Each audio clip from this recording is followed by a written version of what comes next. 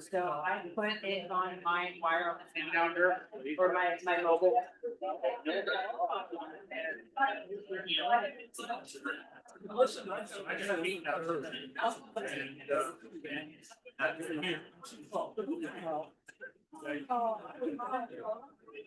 And nobody can. Well, someone. So it is bad access. Yeah, right. So coming in this, you gotta call somebody and let them know.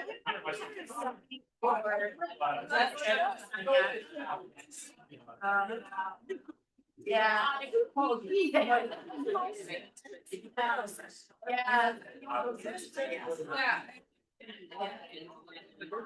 Yeah. Yeah. Yeah,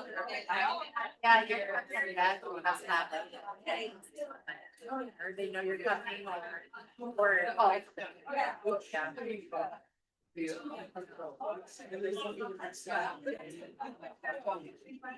yeah. Yeah, right. Yeah. Welcome, everyone, and I have my microphone on, but I don't know if it's loud enough or not. I gotta turn this one on. This one is working. I tested it. And sorry, no looks. Oh, all right. Okay. Okay, can you hear me? We're ready to go. Welcome to December 4th, weekly Rotary meeting, and we'll start off with Jody, who's going to come up and lead us in the pledge. Please join me. I pledge allegiance to the flag of the United States of America and to the republic for which it stands, one nation, under God, indivisible, with liberty and justice for all. And of the things we think, say, or do, first, is it the truth? Second, is it fair to all concerned? Third, will it build goodwill and better friendships? And fourth, will it be beneficial to all concerned? And our inspiration today is John Jones. Oh, here he comes. And that is our evening day. I see you. Good job.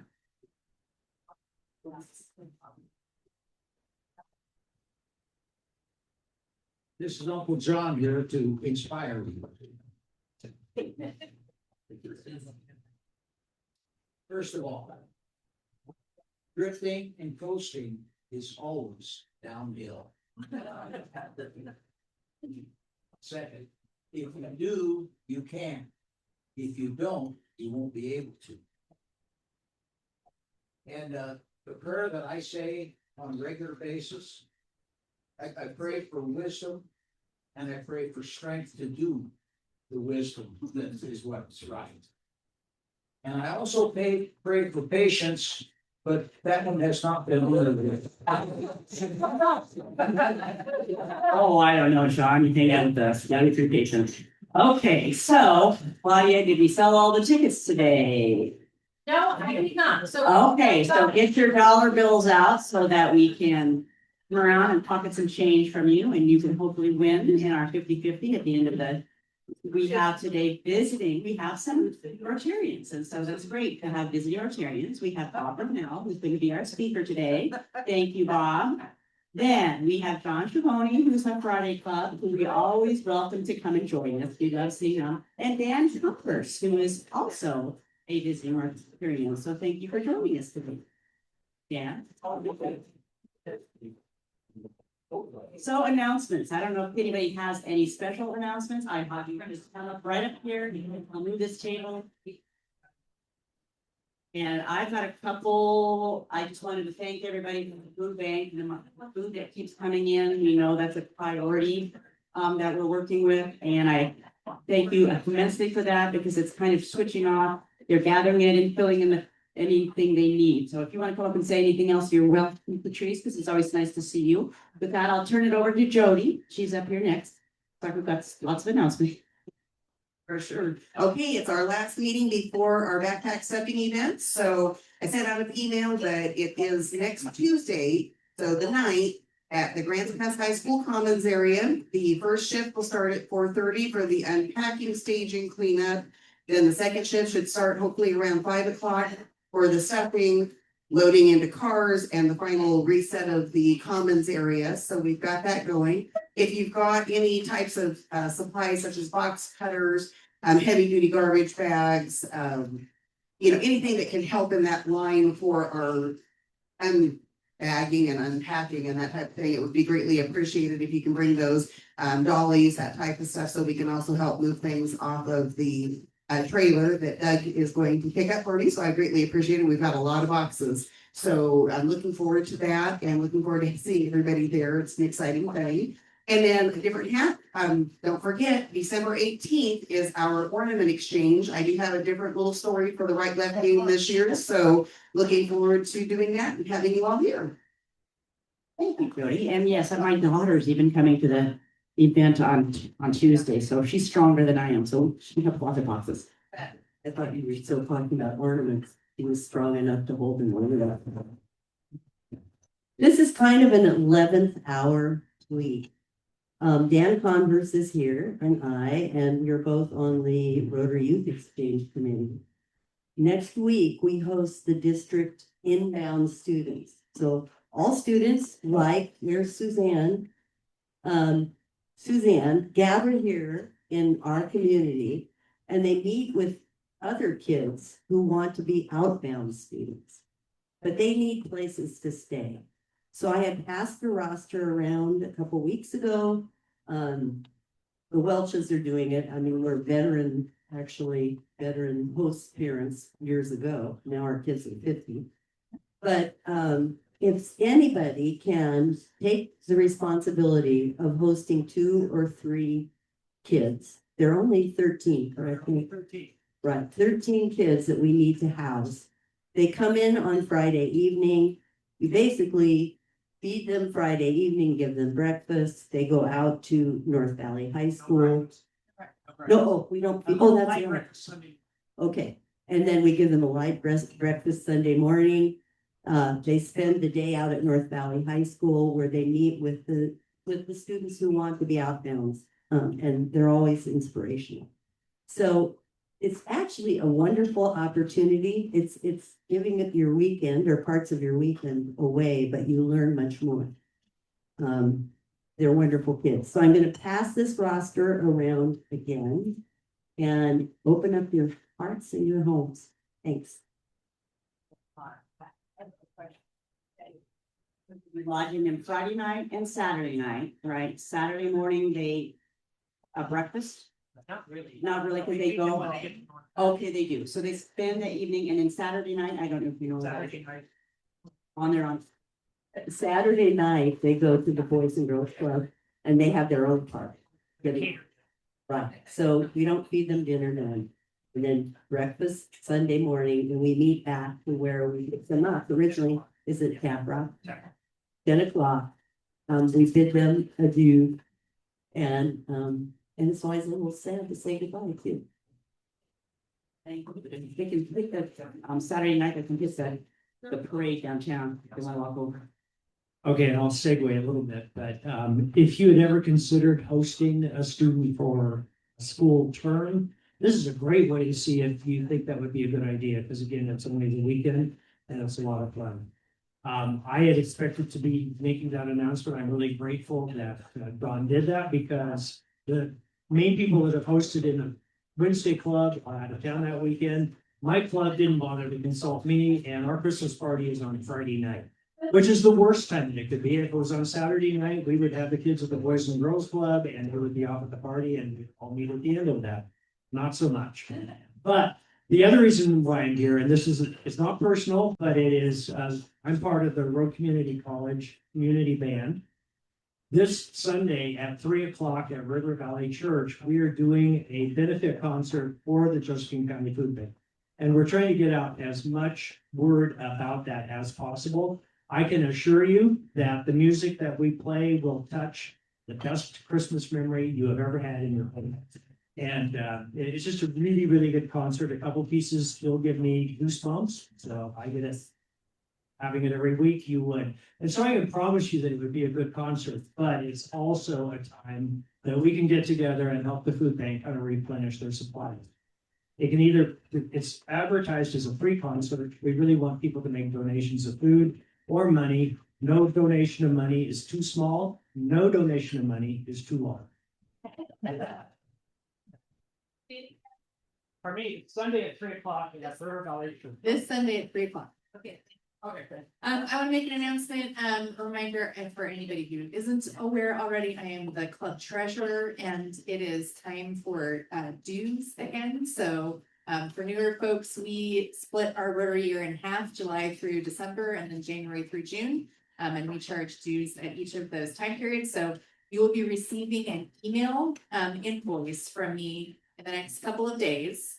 And if you don't see an email by the end of this weekend, please reach out, because I have had some bounce back or just disappear into the ether. So you should see an invoice come in, sometime before the end of this weekend.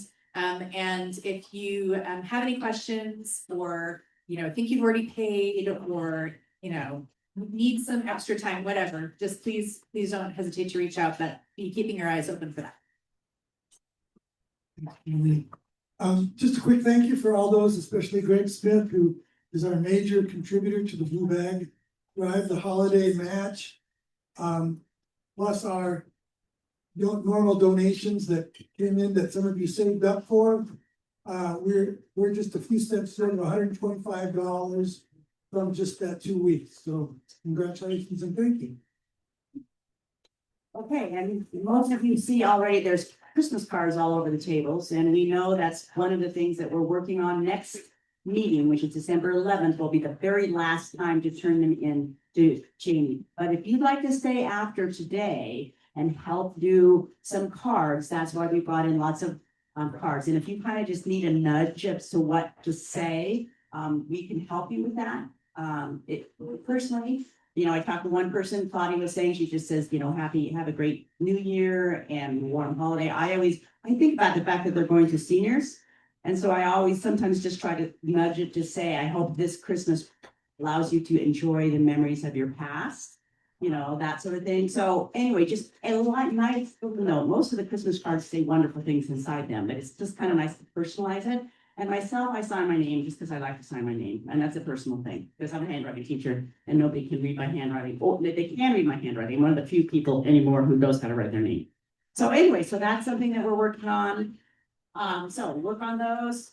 And then without further ado, I'm going to introduce our speaker for the day. And I was hoping that his wife was going to introduce him, Debbie, because of course, Debbie is a founding member of this club. And I thought, well, how wonderful that we're going to get the opportunity to meet the second half who goes to Wednesday meetings. And he gave up his golf for today. And I wanted, that's a special thing if you take him, because he's a golfer. That's one of the things, if you read the Navigator, when he was introduced and talked about all of these things in his travels, Debbie mentioned that he was giving up his golf for this. So I thank him very much. And this is going to be fun because he's been on great adventures. He is definitely an adventurer. As Steve said, some of us have adventure in our heart and some people actually do it. And so without further ado, I'm going to introduce Bob Brownell to tell us about his speaker.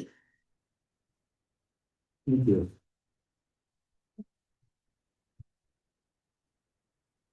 Okay, we're gonna go through these really fast. I have way too many slides. And so kick me off whenever you need to move on. In the May 2010 Rotary magazine, there was an article on the Mongol rally, which got me, I always thought I'd go do that as a rally, but get a cheap car from London to Ulaanbaatar, Mongolia. And I about to decide that's not gonna happen. But the Pamir Highway is one of the sections I really wanted to see. So my sister and I went there. Debbie said, not just no, but and she also didn't want me to go. So we flew into Dushanbe, Tajikistan, which one of their few things to be proud about is in 2011 to 14, this was the tallest flagpole in the world. And 541 feet. And now it's the fifth highest. The highest one is now in Cairo, 660 something. Oh, ask questions anytime you want. The Tajikistan National Library of Tajikistan, over 3 million books, largest library in Central Asia. This is our very short tour in Shanti before we. Poet Radaki, a ruler 1,000 years ago. And now we get to start our trip. We walked around with this market. Well, I guess still in Dushanbe. Now we're heading on the road for the Panj River. And this is very common, just fruit out. So we always would buy our fruit from a vendor that our driver knew. That we're now along on the Mir Highway. That's Afghanistan on the other side. Afghanistan, our driver would always tell us what a rough life they have. First, Tajikistan, there's not a lot of money or jobs. A lot of them go to Russia for jobs. But 85% of Afghans live on less than $1 a day. That is the Panj River, Afghanistan on the right, Tajikistan on the left. You can see they're building, you see up on top of the cliffs, Afghan houses, and they are building their own wall. Afghanistan is the world's largest producer of opium and heroin, and this section of Tajikistan is a big highway for getting that out of there to Europe. So they're trying to slow that down. We stayed in a homestay, so we're at our first night. We were on the left here, one overhanging this little river tributary. Very typical dinner. I thought a homestay would be sitting with the owners of the house, you know, on the floor. But these are really businesses, and it costs, you know, $10 to $20 a night with dinner included, breakfast included. But they are really serving you. There are usually like 5 bedrooms, so there could be 10, 15 other people there. That was the community we stayed in right there. This is something that wouldn't happen in the States, I don't think. That's our driver. He said to me, "Did you see anybody in there?" Well, I saw some paint move. Well, this is a 7-mile long new tunnel, and he didn't want to drive the Premier Highway. This is much smoother, so he goes up and offers the guy a little money for us to drive through. And he's done it before. But they happened to be doing some work right in the middle of the tunnel, so he said they couldn't go. The trucks in the distance there, this is a major trade route from China coming into Dushanbe. Those are all brand new dump trucks coming for sale from China. There's a good picture of the wall, and the fortress here. Lots of these along here, and a big military presence, which is also, they're also building the wall. And there are skirmishes still. They're not super friendly with Kyrgyzstan. It's where we're heading now. And so sometimes there's issues at the border. We left in plenty of time in case there were issues getting through. Last week in October, I know they were flinging bullets back and forth between Tajikistan and Afghanistan. The Afghanis, they diverting the river for gold mining operations. Stuff like that goes on. Brand new cars from China. They drive these brand new vehicles in, or have car haulers also. There's one with a different brand of electric car. I mean, lots of electric cars and brands that we have never heard of. But very, very rugged, very fast moving river. This is another tributary. We're heading up for our first little trek. The driver did not go with us. He said, "You just go up the creek 6 miles. You'll meet Lola. She speaks great English." Lola did not speak. She couldn't say hello, and we good feeling. So that's the trail behind us. We're about to head up. This happens to be, it's hard to see, everything's brown, but the mural's there with Lola's husband in the back, which of course we didn't know at that point that he was her husband. Now we're basically there. This is below a slide where any dirt in that soil leached out through the slide and formed a nice lake up above. They divert the creeks everywhere for any water use they have. So Lola's cooking our dinner here. Different cooking meats. And you see on the roof there, they have a lot of apricots up there. Yes. What do you have for dinner? All dinners, always in Tajikistan. Soup with a tiny bit of meat in it. Yogurt, drinkable yogurt. Always, I'll show you a picture. Fruit, lots of fruit. Rice, usually a very brothy soup with some rice in it and a few vegetables.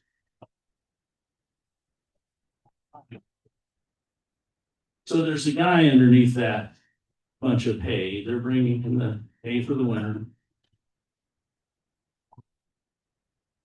So Margaret and I, that's the entry to our room. This is where we stayed, which is pretty high class. Usually you're on the floor on a mat, so this is at least built up.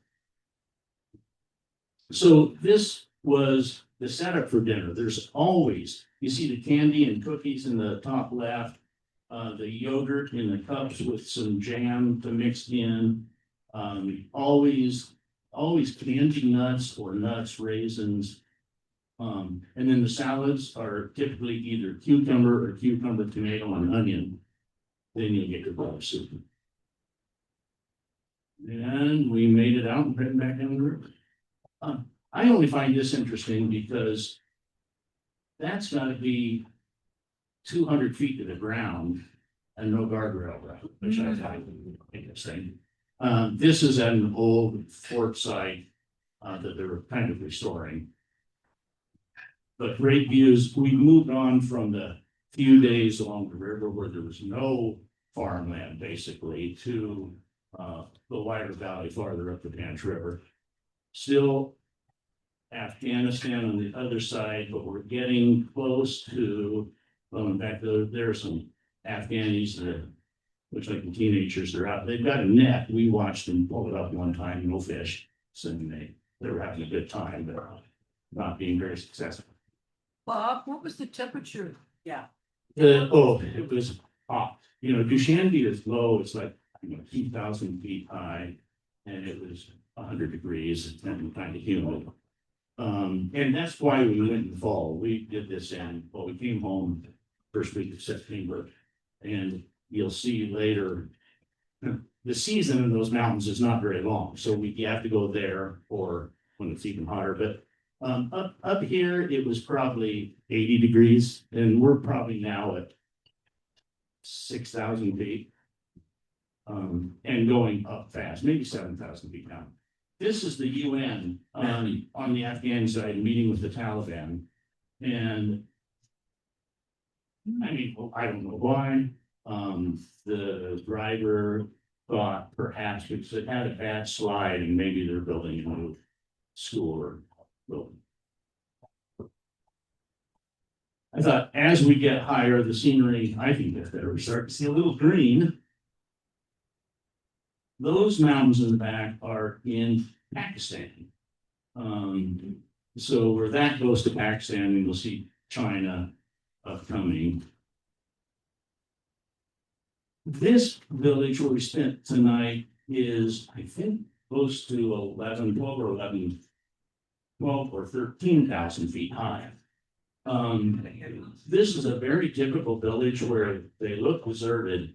Most of the men are up at higher elevation watching their few cows or goats and so the women are running homestays, little stores that are open unless you knock on the door to go in. This was our homestay. Which, so Margaret and I, that was our room. And so they make pretty nice rooms. You are just hoping for a Western toilet and a reasonable shower, which the shower, well, yeah. These are brand new. They're doing the road trip from China to Dushanbe to sell those. And I think that's a long way to drive a running boat. So another tip, oh, always bread. Always the bread, fruit, tea, black or green, everything. The next morning, we got up early and the guy, the driver, he's kind of the best known around, and he went around and gathered from other homestays, different people, because this area the day before, people couldn't get through. So we left early before the glacier started melting, to get through this section that would wash the road out. And then the next creek, you see how little of the road is left there. If you see the tire tracks, they're on this rock. The creek actually went under the road here and left just that little piece.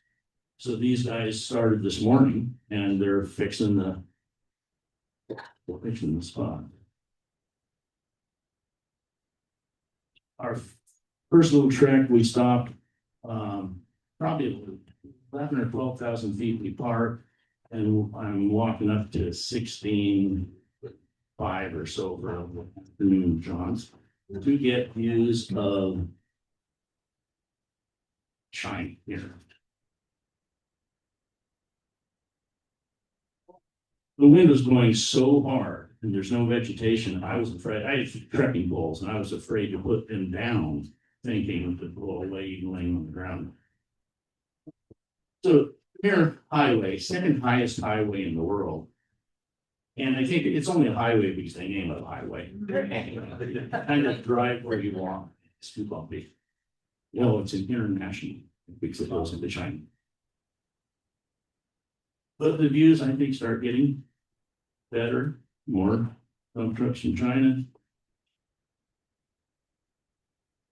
This is a market, year-round market. You see, most of them are in shipping containers. And at this market, a woman came up to us, and women won't come up and approach me, but my sister, she talked to her and said, "Do you guys feel safe here?" And we kind of in unison went, "Absolutely." And she went, I don't know what that means, but it's the scariest thing I heard.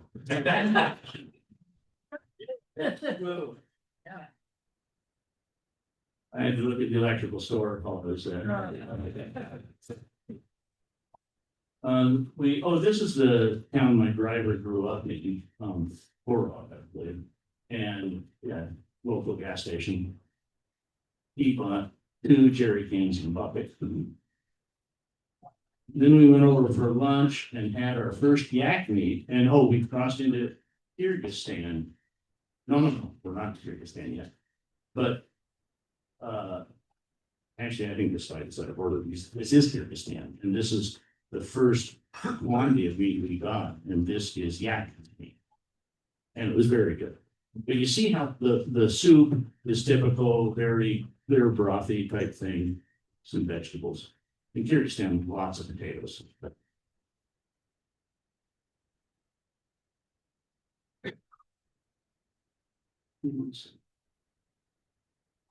You see a fence out in the background on top of that.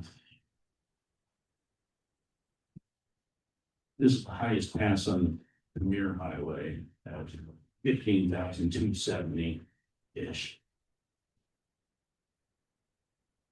Another typical homestay. The electricity there. The electricity, being an electrician, is one of the few places we had lights, but it was solar with a tiny little cell, and they had a 12-volt battery that they just charged during the day.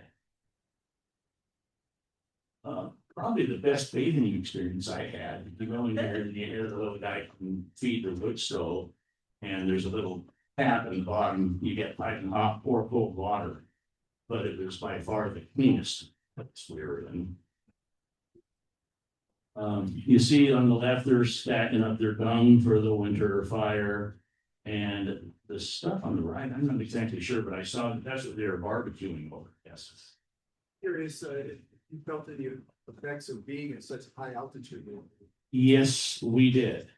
And a couple of years ago, I climbed Mount Kilimanjaro and found out my threshold for altitude is less than where we are. It's about 13.5 has been my experience. And so on this trip, I actually took Diamox, anyway, kind of an altitude, helps you out with altitude. Diamox. But we saw other tourists that, other tourists that were really sick.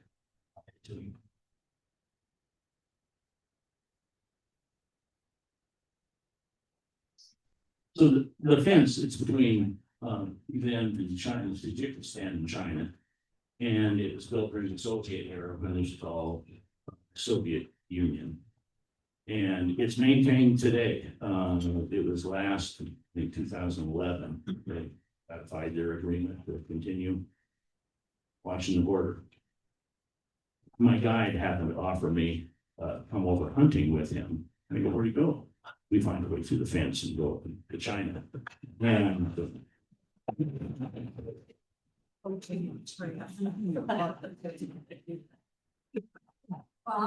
yes. I was just curious, you showed dump truck several times. Did you say what they're hauling? Most of them are empty. They're coming over for sale. Most of the dump trucks. It's just the trade, To the who? main trade to Tajikistan. That road, the Pamir Highway, is the main business corridor between China and Dushanbe. Tajikistan. And Tajikistan doesn't use much of anything like that. So now we're heading up to the border. And here's the border into Kyrgyzstan. It changes instantly from they still have the concrete buildings, but lots of yurts. Well, now we see lots of horses. Yaks. We spent the night in one of these yurts, but we're gonna walk up that draw there. This is heading to Lenin Base Camp, which it's a one people practice on before they go up Everest. That is 23 or 4,000 feet high. It must be 24. It's 8,000 meters, I think. No, can't do that. Anyway, it's high.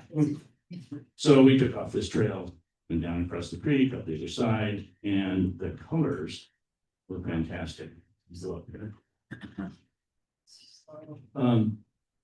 Tajikistan has estimated between 8,000 and 14,000 glaciers. We're in Kyrgyzstan now, they've got between 6,500 and 8,000 glaciers. And although they're disappearing, our driver had never heard of climate change or melting glaciers, which I find just interesting.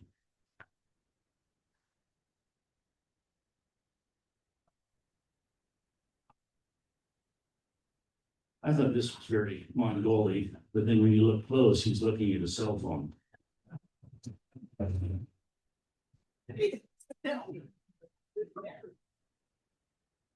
Now we're starting a 3-day trek, and our trek guide is up ahead. And this turned into being pretty interesting. That's a herd of yak. The weather turned on us and really came down for a while. And would come across, there were probably only maybe a dozen hikers on the entire route anyway. But people coming down from the pass going, you can't do it, it's too dangerous. I look at our guide and he'd go, let's go. I thought, we're gonna die. We didn't have the right provisions, we have to make it for a year. And this is the patch. We got here in a snowstorm. We sat for 10 minutes. It cleared up enough to take these pictures. Gorgeous. And that on the right, I mean, at the very bottom is the route we're taking down. It's like straight down. And on that side of the mountain, there was about 5 inches of snow, which I thought, yeah, we're gonna die. And there were actually some ropes, fixed ropes. It was so steep, but the snow was so perfect for stepping that we didn't slip at all going down. Great. And then the next day he was a rock star. All the word got out that he made it through, so he was on his phone all day. We were the only people that night at the year camp, which is there. Because even people from the bottom didn't come up because of the storm. So we got this to ourselves. The little wood stove here, the daughter, probably a 11, 12-year-old girl, came in with a little plastic bag of coal and got a little kindling fire going, and then just held the plastic bag over the top hole till it fell to the bottom to dump the coal, which I thought, they use everything. Why would you burn the bag? But I couldn't ask her. Now we're walking out the next day. That's just a little ranch. What is the language they're speaking? Well, Oh, what language are they speaking? in Tajikistan, there's about 4 or 5 languages. In Kyrgyzstan, I believe, and somebody can correct me, but in Tajikistan, several people, Mike Bob Sitov, was going to help me. So he sent me a word. He said, everybody speaks Russian, which is kind of true. He sent me a list of 20 Russian words I should learn. So I studied them. Then I sat by a woman on the airplane into Dushanbe that used to live there. In fact, I may do a review project with her. But she said, no, you don't want to speak Russian. You'll offend people. You need to speak Tajik. So she taught me some words. Then I get to the motel, which is in a different area. You go, oh, you don't want to speak that. You need to speak our dialect because now you're. And then we go down along the Pans River, and oh no, you can't do that. You're offending people. And so I finally just gave up. And the driver said, just use English. Just say hello. They'll know what you mean. Say thank you. They'll know what you mean. And so we did.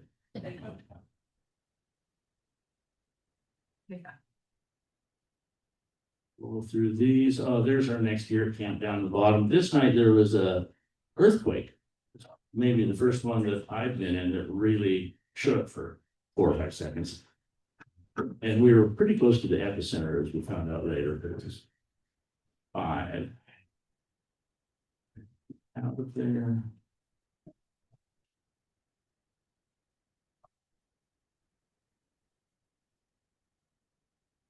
We have now made it to Uzbekistan. They are in the process of restoring all this. They have some beautiful architecture.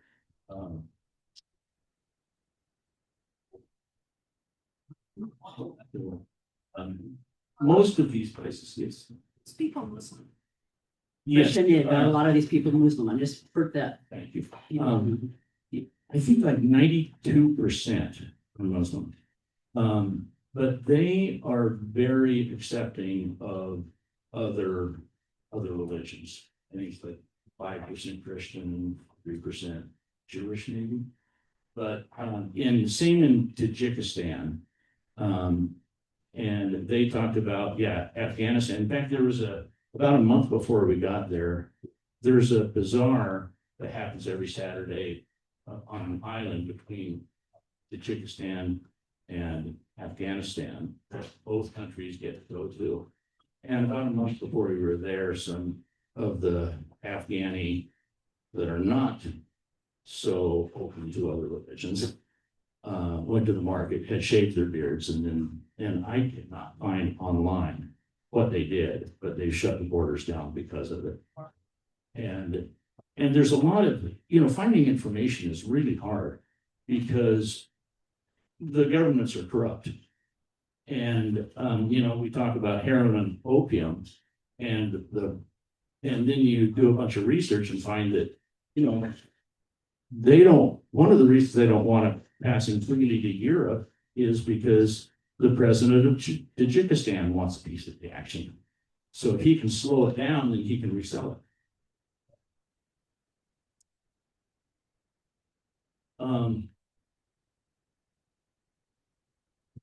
A lot of these are now madrasas, universities, and mosques. But beautiful and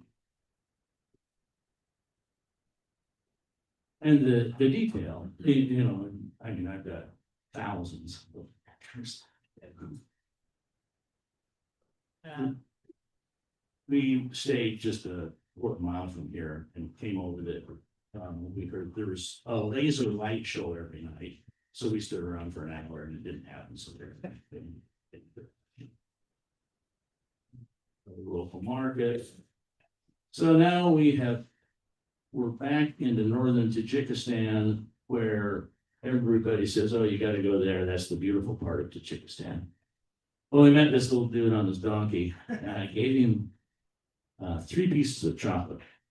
Which is what we were told to take for gifts instead of money and the first one he unwrapped and reached around and fed it to his donkey. Wow. You know, yeah, it kind of tells me the meaning of the donkey. So we're in the 7 lakes, which were formed by landslides or earthquake a long time ago. But this is what they're so proud of, and I think if that's the best you got.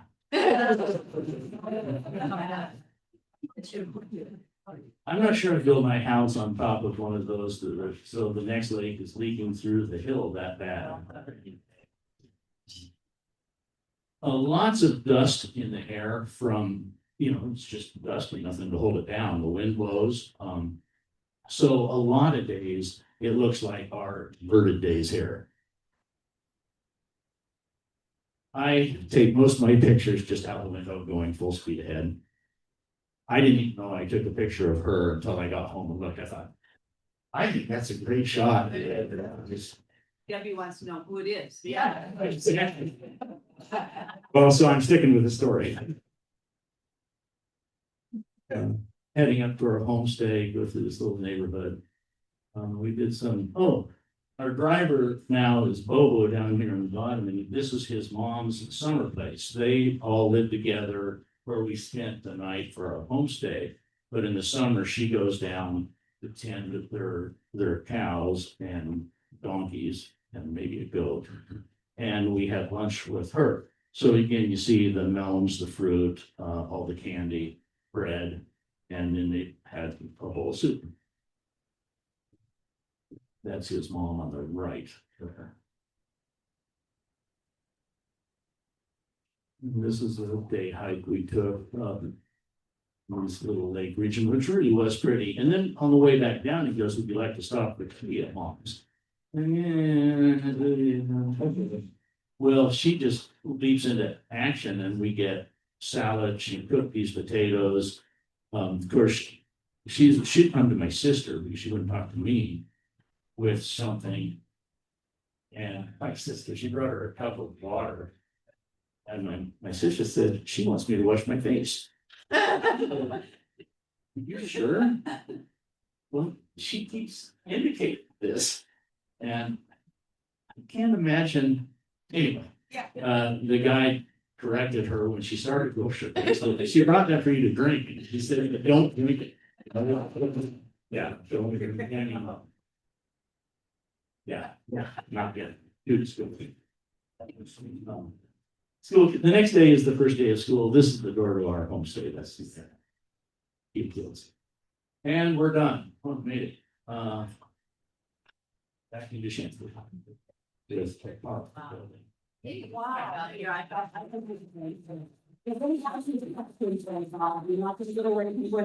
Okay. You drove a lot in the car, you know. Did you have like gas stations along the way? How did you get gas? Well, there. How much time? Do I have time to just keep around? Yes, you. There were some normal gas stations, and then you saw the one where we had a bucket full of gas. But there were, oftentimes it was more than 200 miles between stations.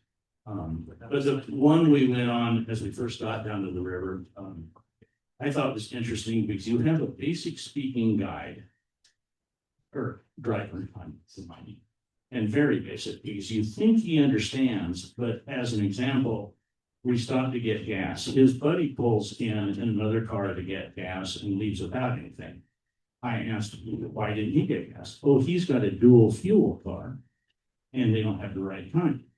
And I thought, I've never heard of a dual fuel car, so I was interested. And I got to know the people that was in the other guy's car. And so I asked him at the lunch stop, the dual fuel car, I'm interested. And he said the restroom's down the hall. So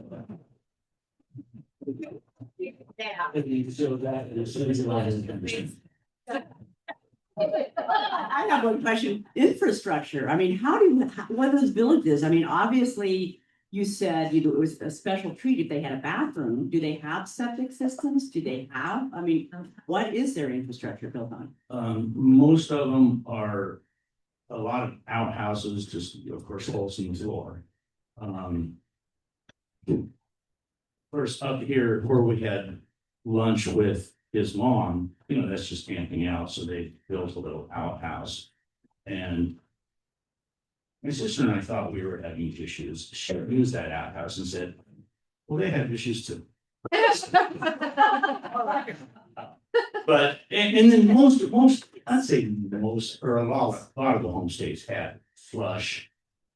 I guess it's not flush, it's on the ground. Some would have one each. But if it was American style, it always flushed. I don't know. Yeah. Did you see or hear a lawnmower while you were there? No, in fact, in Dushanbe, when we came back in a day early to make sure there was no problem with our flight. And we went out, it was too hot to go out for a walk, so at about 9 we went out. And we've heard about safety in the big city, you want to be out during daylight hours where there are so many people out. And so we walked around in well-lit places, families out with their young kids. And most of the workers, lawnmowers or people working on the flowers in the garden, they work the night shift. Whereas it's very pleasant out. And in front of that National Library, at night, they've got water features, it's gorgeous. And families at 9, 10 o'clock really having a good time out. Like in the winter, my question is, how much snow did they get? In Dushanbe, it can snow, but not much. And of course, up where we were, it pretty well shuts it down. They keep the Premier Highway open, but most of it is just shut down. So Bob, a question. You were talking about Chinese bringing in electric vehicles, and if we're talking about infrastructure, where the heck are they plugging them in? Yeah. Well, that's a great question, and I don't know. I don't recall ever seeing a charging station. The homes, I guess I saw one electric car with a cord coming out of the window of an apartment type of place. But I don't know. Yeah, good question. So I thank you so much for these pictures because I've been working with the water team from Rotary, Afghanistan's, all kinds of places. So Najib, who's Afghanistan, he was able to migrate here with his wife from Afghanistan through Pakistan and go to Texas A&M for a doctorate. And so he's still here, and I don't like the situation now at all. But I love seeing where he lived. Because he never showed us, he showed us scenes in the city and his apartment building when the Taliban were sort of looking for him. So thank you so much. Yeah. Well, and it's interesting travel and what we're allowed to do. Like, I thought we can't fly to Russia. I thought we had an embargo thing going on. And I met a lot of people that, I mean, a lot of, well, on the flight coming home, I sat beside an Afghan man that had 18 family members on the plane, and they're heading for San Diego. You know, well, how do you do that? He said, well, we fly to Istanbul, and I got a passport there also. And I talked to American people that, yeah, we fly to Istanbul, and then we fly from there on a separate ticket to Russia. And they actually said, which I found odd, they said, we really, once Trump moved into office, it's so much easier for us to move back and forth through Russia, which kind of surprised me, but I don't know what it means. Okay, I have a couple of questions, and so my history of all this, really, I'm thinking Genghis Khan. And so, two things. One, in my memory of that history, there were always animals that were being milked, like yaks or something, and they were fermenting that, right? And it was a drink that they. Right, and we, thank goodness, were never offered that drink. Because I was worried about that, because I'd read things that says, don't drink it, you know, unless you want. And so I always thought, and things I read, if you do, don't empty it, because as soon as it's empty, they will refill. They are so giving, and it was funny, we were like rock stars going around, because somebody would see us in the car, and I think, and you all look, I mean, they're maybe a little browner than us, but I don't, but we would get waved at, everybody wanted to stop and visit, and people would, you know, come in for tea, come in, of course, they wouldn't, you know, in their language should say that, but it's a status thing for them to have a tourist. And we saw, I think, 2 other people that we know are from the United States on the trail. I also found it interesting that they go, you know, where are you from? And the first guess was Australia. How do you guess Australia? But we go, I had this thing about saying America because Canada's America. So I have to say US or USA. They don't know, what do you mean US? The USA? But America, oh, America. And that was very common to get that. Well, so my last question is, going back to Genghis Khan, these people were incredible horse people. So where are the horses in all this? Yeah, well, in Kyrgyzstan, we saw a ton of horses, and I just didn't take a ton of pictures of them. I mean, about horse pictures. But that guy in the first picture under the arch, that was Samani, King Samani or something, and that he was in Genghis Khan's day. And he was kind of their hero in the Kyrgyzstan area. But no, we did not see a lot of horses in Kyrgyzstan. Of course, we also didn't see a lot of flat ground. We saw, you know, up north of lots of donkeys, not horses.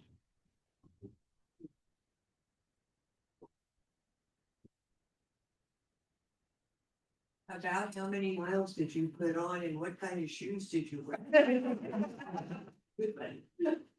Well, the trekking, that one in Kyrgyzstan in the snow was only about a 35 miles. But the pass was up around 16,000 feet. And then the other was just a day hike. It wasn't very far. And so we really didn't go many miles on this trip. But in car miles, I have no idea how far we went, but we spent about 200 miles across from Afghanistan on the river there. And it is a bumpy, good, yeah. Yeah, you think you want to go there, and then you go, wow, this is a lot bumpier than I thought it was going to be. But it was a great adventure. Yeah, it was amazing to see it, and I thank you, because like I said, it's kind of like how the other part of the world lives, and you kind of makes us go, wow, do we have it good? So, and you know, if nothing else other than that, that really brings that home. And it is, yeah, very special. So thank you very much. Another adventure plan? No, I'm working on one, maybe to Mexico. Well, no. But I'm looking into one in Mexico, that there's a organization helping women make business. And you know, those business loans and things, so I want to go visit them. Thank you very much. So.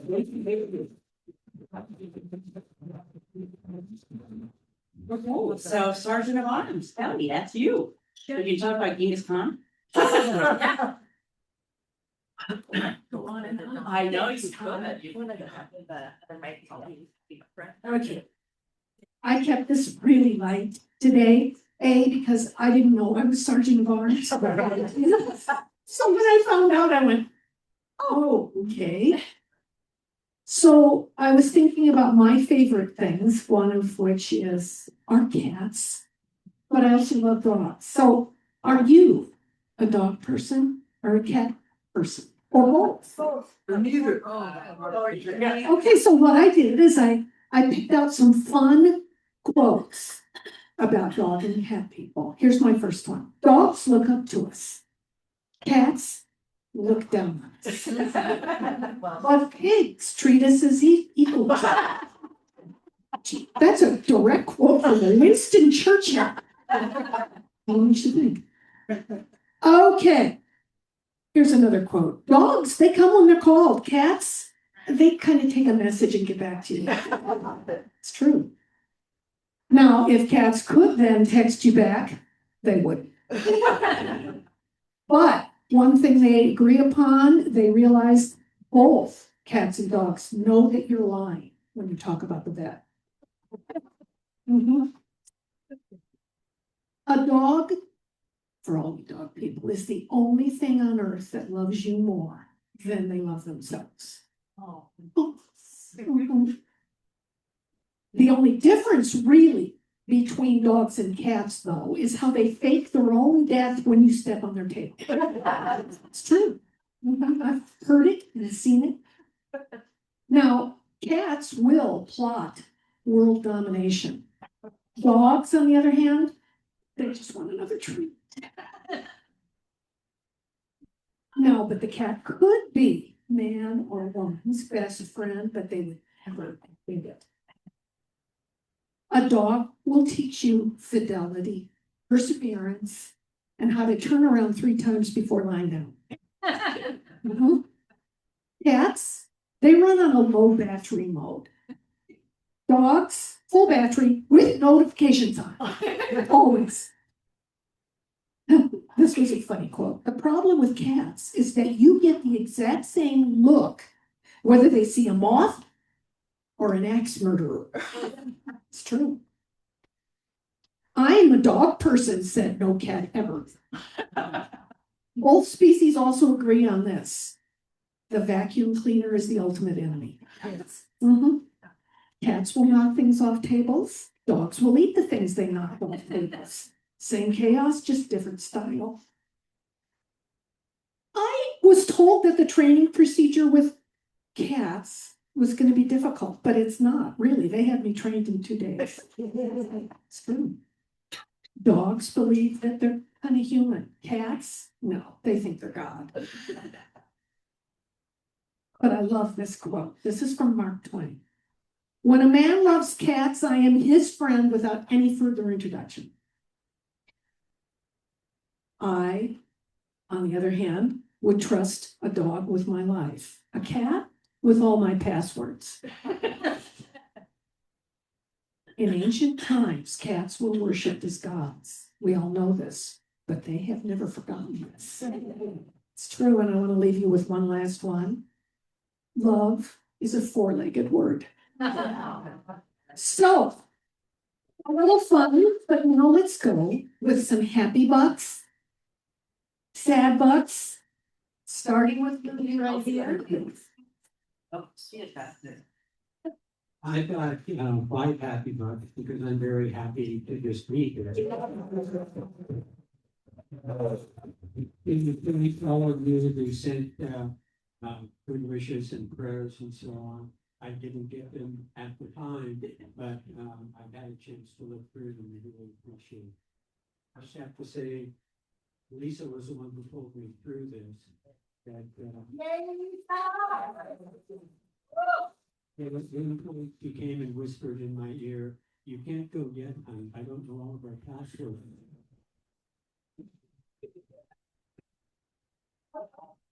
Okay, more happy. I love the presentation, Bob. Thank you. And I'm happy you're here too. What you were telling the story about the washing the face, it reminded me of the story. We were in Mexico, one of our first trips, and we were sitting at dinner, and they brought these little bowls, and it's sopa de sopa.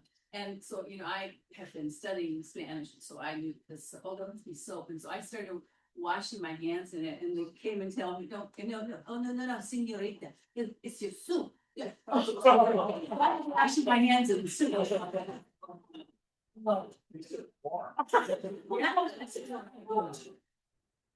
Hi, everyone. I have 50 happy bucks. It's going to the Road Gateway Foundation this time for the utility boxes. And we are already at $2,050 toward our next goal.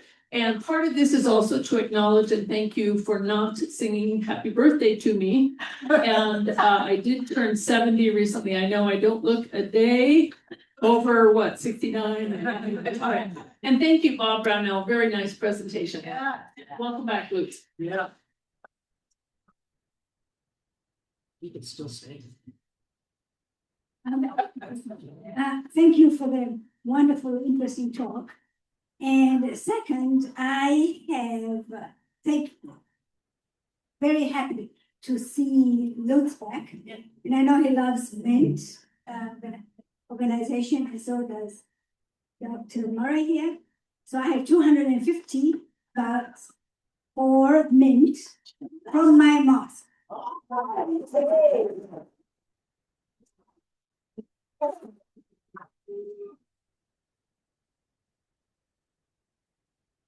I have 2 happy bucks as a thank you to Bob.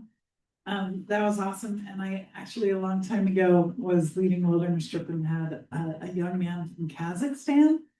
So I had all kinds of questions that came up that are probably not appropriate for now. Like, wow, is that where you live? Like, yeah, but that was awesome.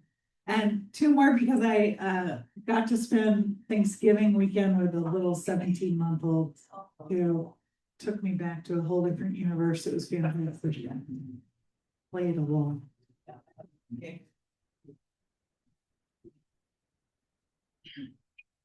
10 happy bucks for allowing Bob to come through here. It took a lot of cajoling, but what I really want to do is thank you because I can live vicariously through you. Yes. It was an amazing presentation, and yes, your photography is incredible. Yeah.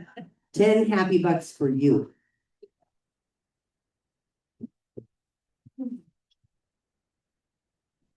Well, I also have happy bucks for all of you because truly your thoughts, your prayers, your texts, your emails, your messages that came from someone to me helped keep me going. And I may not have been able to actually reply, but I just want you to know how grateful I am and how blessed Liz and I are to be a part of this Rotary family.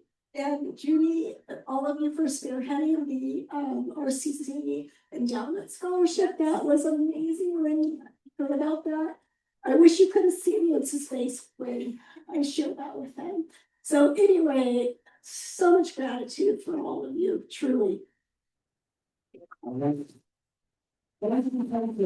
so glad to have you back here again. And 2 things before we go. First of all, if you want to stay and do some Christmas card writing, that's, you can do that. Also, we're having an admin meeting afterwards for the future meeting. So we'll meet right around this table. So with that, our luck down. 1 second, we got Okay. Kelly on the Okay, Kelly. Oh, sorry. So Kelly, join us. There. Hi. I have happy books too. I don't know if some of you saw in the media recently that Rogue Community College is now the fastest growing community college in Oregon. Woo woo! And our enrollment numbers continue to climb for the 5th year in a row. And I also want to give happy bucks for somebody said earlier, I heard love is a 4-legged word.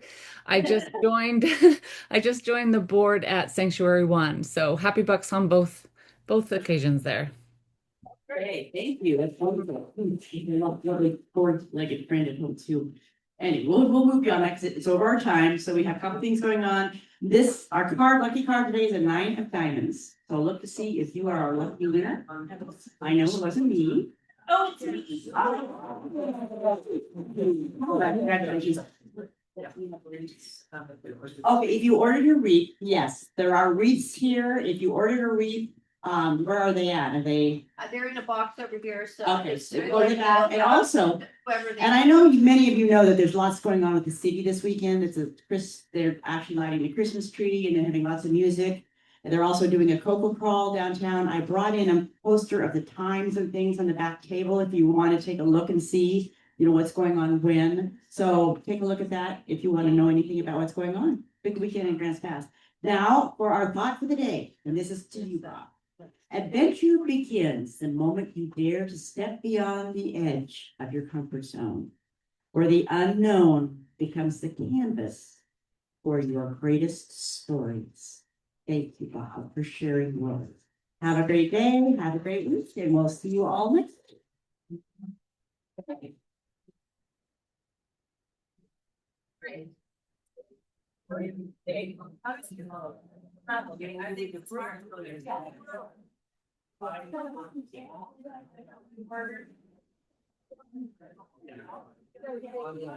Yeah. So my issue. Fill down the Okay. Yeah, go outside.